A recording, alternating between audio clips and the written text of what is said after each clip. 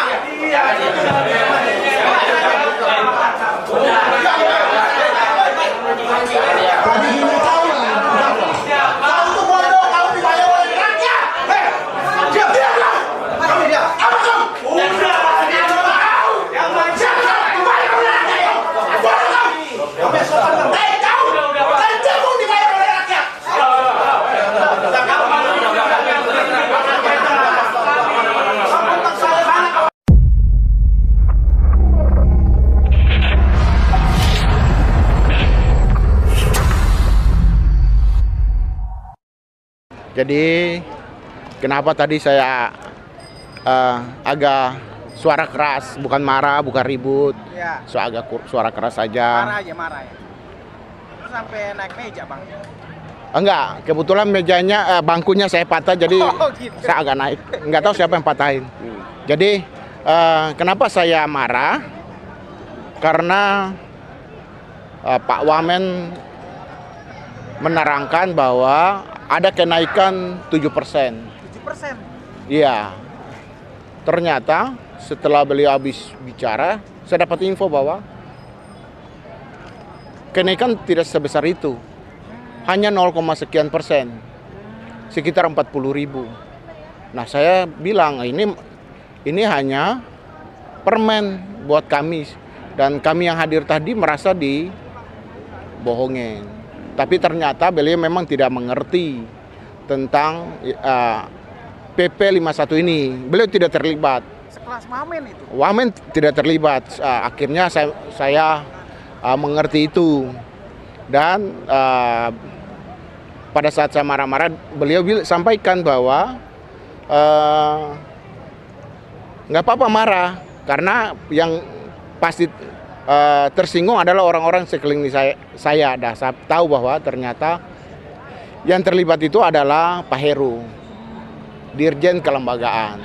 Nah, rumus-rumus yang disampaikan oleh Pak Heru ini nggak masuk akal, nggak logik gitu. Artinya gini, saya juga marah kenapa masalah pengupahan harus diatur oleh pengusaha. Padahal ini ranahnya diatur oleh pemerintah, padahal ini ranahnya pengusaha dan buruh. Bisa saja pemerintah menentukan, tapi dia persektoral. Karena begini, saya khawatirkan ada pengusaha-pengusaha besar membeli pasar sehingga tidak semuanya dari sektor garment sampai kepada otomotif itu sama, padahal keuntungannya itu pasti berbeda. Ataupun restoran, saya pasti pengusaha-pengusaha. Nah, ini yang saya melihat bahwa pemerintah sengaja membuat buruh dengan pengusaha berantem, adu domba ini, ya. Atau pemerintah membuat aturan ini yang, ya kan, kata Mahfud MD, bahwa ada orang-orang tertentu bisa membeli pasal-pasal di DPR RI. Nah, saya khawatir ada hal-hal itu hal-hal itu terjadi, sehingga pemerintah memasang badan karena sudah ada pesanan. Oh, gitu. Itu saya marah, ya kan? Jadi adu domba antara buruh dengan pengusaha, ya kan? Nah, lalu beliau kan mencerita, Pak Heru juga bilang, oh kami pernah naikkan sekian persen, lalu digugat pengusaha. Saya itu tipu-tipu itu. Tipu-tipu itu karena pikir saya itu kan akal-akal mereka. Jadi kalau buruh naik gede, pengusahanya gugat. Kalau naiknya kecil, buruh ya ribut. Jadi itu sandiwara aja sebenarnya. Nah, itulah yang membuat saya ini buruh Indonesia semakin ditindas oleh pemerintah sendiri. Jadi bukan sama pengusaha. Pengusaha itu baik pada intinya. Pengusaha itu baik. Hanya pemerintah aja yang selalu menindas buruh rakyatnya sendiri. Itu dari saya. Nah, Bung Neko, tadi kan sempet ada di dalam tuh bang, terjadi kericuan bang. Abang gimana bang? Komentarnya bang? Jadi gini, Ini rezim ini gimana sih bang? ini dia. Jadi gini, inilah kegilaan rejim ini, kegilaan yang dipaksakan gitu loh. Ya karena apa? Kita tadi sebenarnya, kalau gue sih melihat keributan di dalam itu hanyalah miskomunikasi, ya. Miskomunikasi ketika ketika teman kita Bang Jandri menyampaikan dengan nada tinggi, ya lah orang nada tinggi, lah orang timur, apalagi gua kalau orang timur dengan gua orang Batak biasa nada tinggi karena kampung kami jauh-jauh, jadi suara agak keras. Iya betul. Nah suara kita keras dan kita bilang ada pihak mereka tidak terima, terus gebrak meja. Oh gitu. Gua lupa siapa direktur mana yang gebrak meja. Pak Kendro. Pakai rok tadi ya. Pak Kendro. Ya, stafnya Wamen. Stafnya Wamen gebrak meja. Nah, dia ngebrak meja ya kita terpulut dong. Untung saja Bung Jendri masih bisa tertahan karena juga ketika Bung Jendri udah marah dan aku juga ikut marah tadi di sana, itu pasti kita pasti baku hantam pasti terjadi. Dan kita sudah siap untuk itu. Kita datang kemarin tuh udah siap dengan kondisi yang terburuk, kondisi yang terbaik. Udah pasang badan bang? Udah siap, mau ditangkap, bahkan mau dibunuh pun di sini kita sudah siap karena kita sudah tahu konsekuensi logis dari sebuah perjuangan. Pasti ada konflik. Nah, ada konflik yang bisa kita minimalisir korbannya. Ada cuma sebatas eskalasinya naik. Nah, yang kita tidak terima adalah mereka jahanam yang di dalam sana. Ya, kenapa aku hari ini mengatakan mereka jahanam? Seharusnya mereka bukan yang menyulut emosi para buruh. Lah buruh yang datang ke dalam itu udah pada emosi. Emosi karena apa? Karena PP 51.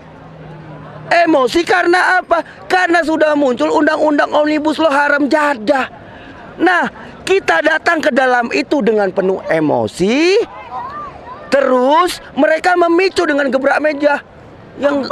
Iya tambah tersulut dong. Tersulut. Ya aku sendiri aja syukur masih bisa mengkontrol emosiku. Kalau enggak tadi udah aku balik-balik itu meja. Kalau aku enggak terkontrol emosiku balik-balik meja aku pukuli. Bagus banget untuk baku hantam sekalian. Karena kita udah siap kok dengan kondisi terburuk. Di situ dia bang. Inilah brengseknya rejim hari ini. Inilah brengseknya pemerintahan Jokowi hari ini yang hanya mampu mengadu domba rakyat.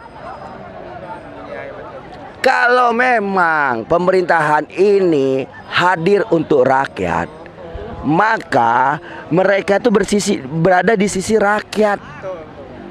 Mayoritas bukan minoritas. Gitu loh.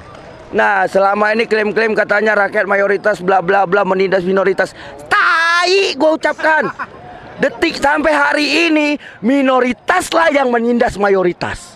Minoritas itu segelintir elit, segelintir pengusaha yang menindas rakyat, yang memberikan upah murah. Kan gitu. Kalau pengusaha benar, ya, pemerintahan juga benar, itu mereka melihat buruh itu sebagai aset berharga perusahaan, sebagai permata. Karena apa? Karena buruh lah, ya, yang menghasilkan kekayaan bagi pengusaha. Karena buruh lah yang memberi gaji pemerintah. Itu yang harus dilihat. Jangan melihat buruh itu sebagai keset. Kan anjing kayak gini kalau buruh dianggap keset. Maka dari itu, jika benar pemerintahan ini pro rakyat, makanya sudahlah, penuhi saja tuntutan buruh ini. Buruh juga nuntutnya nggak macam-macam kok. Karena kalau kita diskusi dengan pengusaha, kenapa gaji upah buruh bisa murah? Karena punglinya yang paling besar. Punglinya yang paling besar.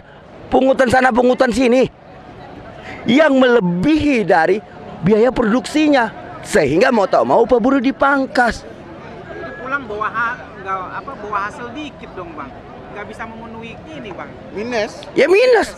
Ya kalau kenaikannya cuma 0 sekian persen, Ya minus ya, BBM aja udah naik, belum lagi beras, belum lagi yang lain-lainnya. Belum listrik yang udah naik, belum gas yang udah naik. Hah? Belum lagi kebutuhan